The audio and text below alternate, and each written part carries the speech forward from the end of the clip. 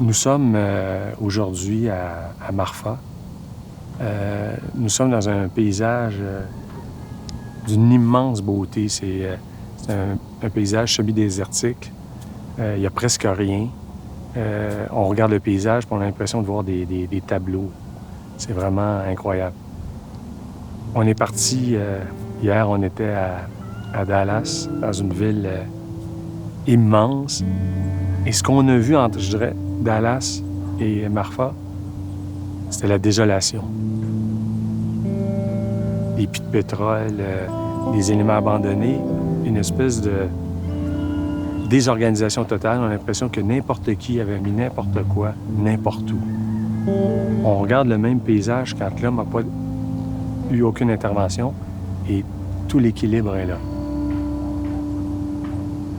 Ici, je comprends maintenant pourquoi Donald Judd, qui travaillait à New York, est venu travailler à Marfa.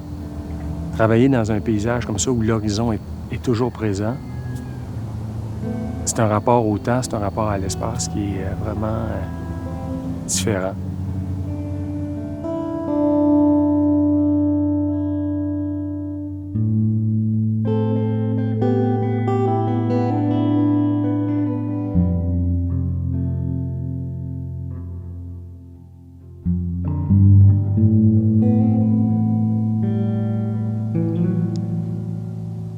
Ce matin, en déambulant dans ces paysages avec ses œuvres, je comprenais aussi qu'elle prenait toute leur force. Des structures de béton, toujours les mêmes, mais placées de façon différente dans le paysage. Il crée comme une espèce d'alphabet, crée une nouvelle poésie avec un même élément qui se répète. Ce qui est assez étonnant, c'est que dans ce travail-là également, on retrouve la même rythmique, le même sens de la composition qu'on retrouvait, par exemple, dans le Kimball Art Museum. Quand on regardait la première maquette de Cannes, c'était vraiment ces éléments en alternance, des pleins, des vides, mais toujours la même voûte qui se replaçait. Ici, Judd travaille avec des éléments carrés avec lesquels il les rapproche, il les redistance. Donc, pour nous, c'est entre l'art et l'architecture et l'installation, ce qu'on fait aussi, de voir le travail d'architectes ou d'artistes qui nous inspirent, c'est comme si ça aussi redonne de la pertinence à ce qu'on fait.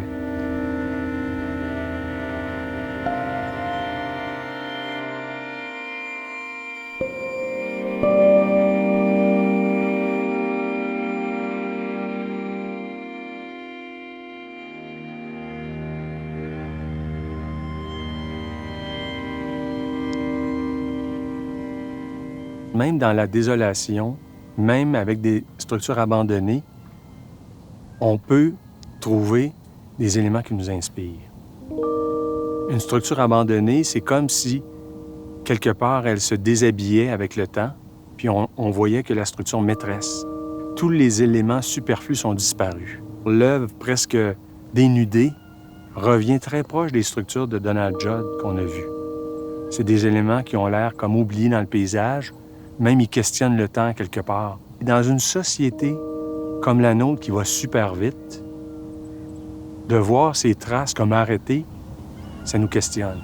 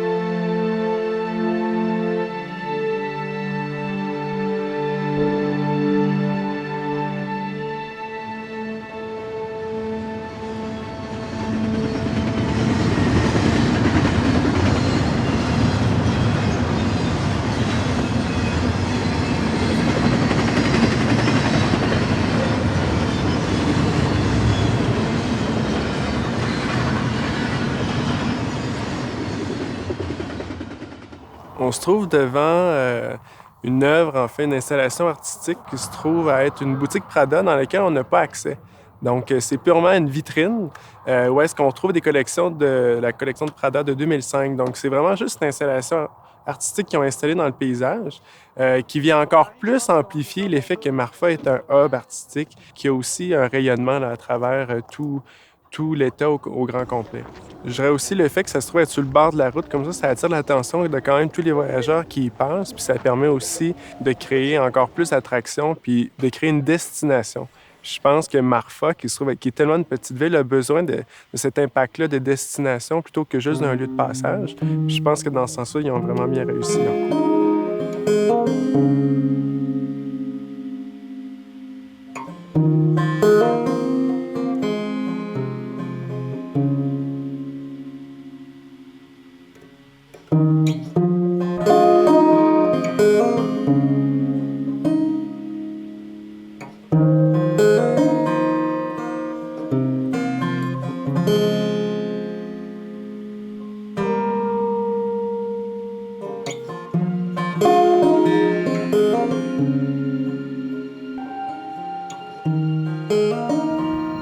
Traverser le désert, c'est comme si l'horizon se défilait devant nous sans interruption.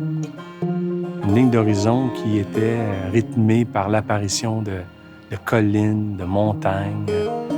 Et on voyait un peu un processus de création. C'est quand on commence un projet, c'est un peu comme un horizon vide, puis tranquillement, les projets surgissent, les idées arrivent.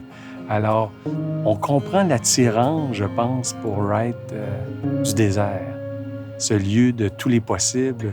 Au moment où il l'a fait, surtout dans les années 30, il n'y avait rien ici.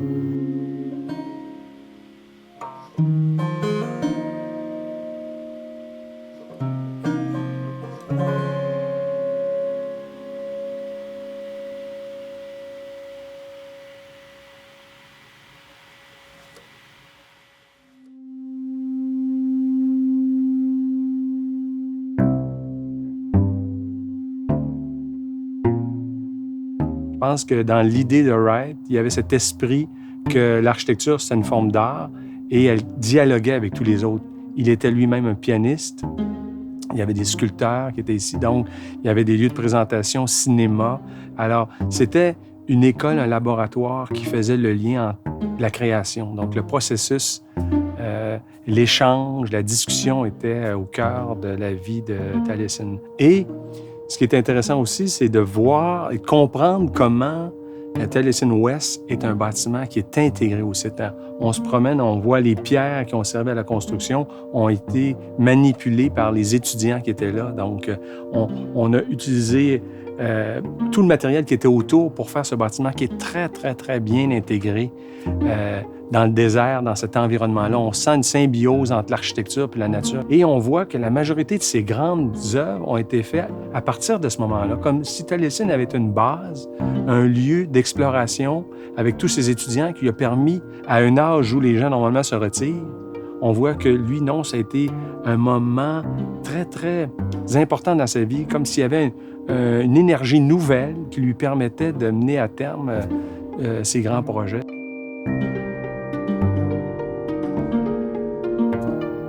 Voyager, pour un architecte, c'est capter tous ces éléments-là. Et c'est comme si on se constitue, en fait, un dictionnaire, je dirais même peut-être une encyclopédie d'émotions, d'éléments qui nous ont touchés. On a ça en soi, et quand on recommence à travailler, c'est comme si on allait puiser dans ça.